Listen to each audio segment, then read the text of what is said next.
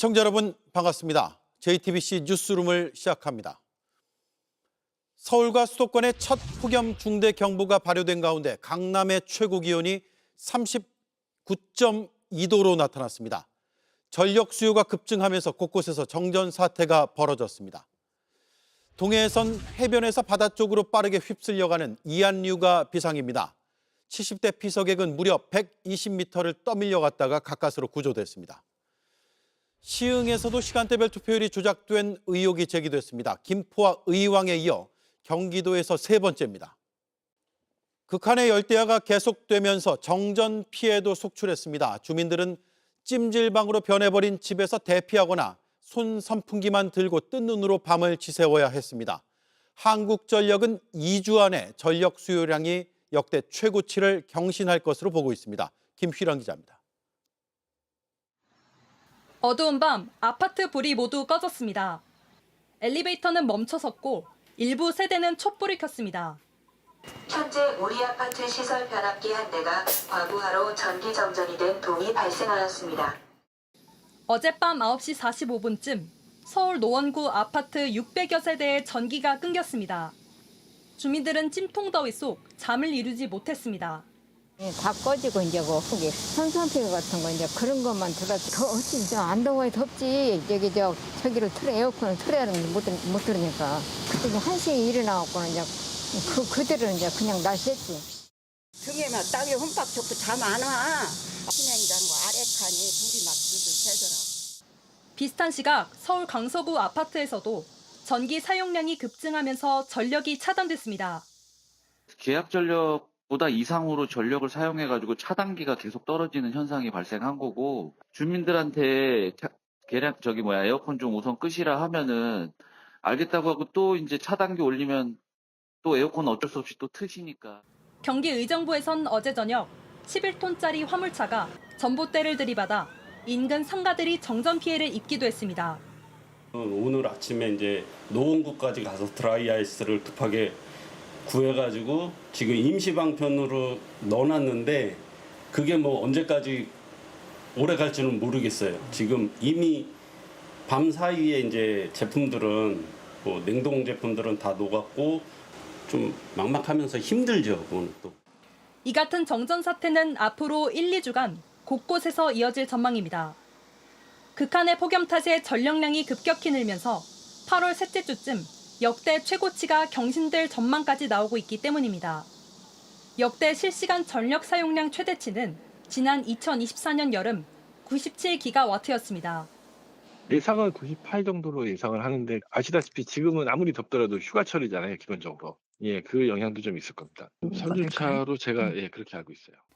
전력 당국은 당분간 비상 대응 체제를 가동하고 예비 자원 확보에 주력할 방침입니다. JTBC 김일환입니다. 피서철 물놀이 사고가 이어지고 있습니다. 지난 주말에만 9명이 숨졌습니다. 특히 바다에선 이한류 사고가 반복되고 있는데요. 동해안에서 70대 남성이 120m까지 밀려갔다가 겨우 구조됐습니다. 대처할 새도 없이 바다 쪽으로 끌려나가기 때문에 특히 더 조심해야 합니다. 구석찬 기자가 보도합니다.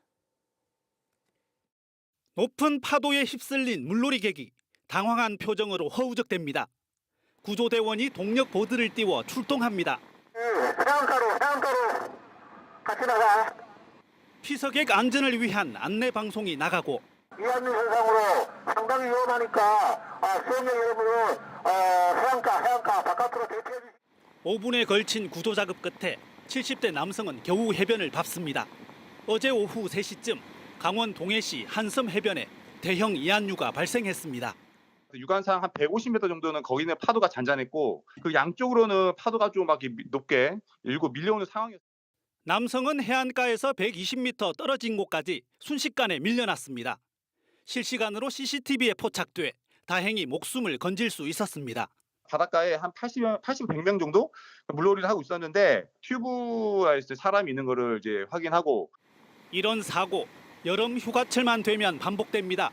실제로 지난달 26일 강원 고성에서도 50대 군인 2명이 바다에 빠져 숨졌습니다. 이 중 1명은 해안가에서 200m나 떨어진 곳에서 발견됐습니다. 이한류에 휩쓸렸을 가능성이 제기됐습니다. 동해안과 남해안을 가리지 않는 공포의 파도에 해수욕장은 비상입니다. 해변과 평행한 방향으로 이동하고 일단 무리하게 헤엄치기보다는 떠 있는 자세를 유지하면서 손을 흔들어 구조를 요청하는 것이 중요합니다. 부산 해운대와 송정 등 이안류가 빈번한 곳에선 AI 모니터링까지 도입됐습니다. 파도가 유독 잘 부서지지 않거나 하얀 그 거품선이 뚝 끊어지는 구역 또는 주변과 확연히 다른 물 색깔 등 폭염 속 물놀이 사고로 주말에만 9명이 숨지면서 정부와 지자체는 피서지를 중심으로 안전관리를 강화했습니다. JTBC 구석찬입니다. 형사소송법 개정안이 국무회의를 통과했습니다. 중대범죄수사청과 공소청 출범일인 오는 10월 2일부터 시행됩니다. 이재명 대통령은 검찰의 과거 행태를 볼 때 수사 기소 분리는 사필 규정이라고 했습니다. 제2요구권 행사에 대한 요구를 거부했습니다. 다만 경찰권이 잘못 사용되지 않도록 후속 조치가 필요하다고 강조했습니다. 최규진 기자입니다. 이재명 대통령은 형사소송법 개정안 2개를 앞두고 일부 검찰의 과거 행태를 다시 지적했습니다. 기소를 위해서 수사할 수 있다라는 이 권한을 무소불위로 악용하며 있는 사건을 덮거나 누군가를 정해놓고 처벌하기 위해 별건 수사, 먼지털이 표적 수사를 관행처럼 되풀이해왔습니다. 수사와 기소 분리 원칙에 따라 검사의 보안 수사권까지 폐지한 새 법은 비정상적인 형사사법 시스템을 정상화하는 첫 출발, 또 사필 규정의 조치라고 강조한 겁니다. 이 대통령은 앞서 보안 수사권의 예외적 허용 필요성을 수차례 언급했고 오늘도 여러 이견이 있다고 말했지만 국민의힘 등의 거부권 행사 요구에는 선을 그었습니다. 위헌, 집행불능, 국익위배, 행정부 고유관 침해 등 국회 입법권을 부정할 만큼 심각한 상황이라고 보기는 어렵습니다. 대신 새 법이 제대로 작동하는지 살피고 보완해달라고 당부했습니다. 특히 수사권을 독점하는 경찰에 대해선 견제가 필요하다고 했습니다. 저도 변호사를 오랜 세월 동안 했지만 검찰은 물론이고 경찰도 수사 못 믿겠더라고요. 가해자가 피해자 되고 피해자가 가해자 돼가지고 감옥 가고 막 돈 뺏기고 수사상의 비위를 저지른다 그러면 최소 해임 파면해야 되지 않냐. 윤호중 행정안전부 장관은 피해자뿐 아니라 고발인과 제3자도 경찰 수사에 이의를 제기할 수 있게 하는 등 경찰 수사 공정화 방안을 추진하겠다고 밝혔습니다. JTBC 최규진입니다.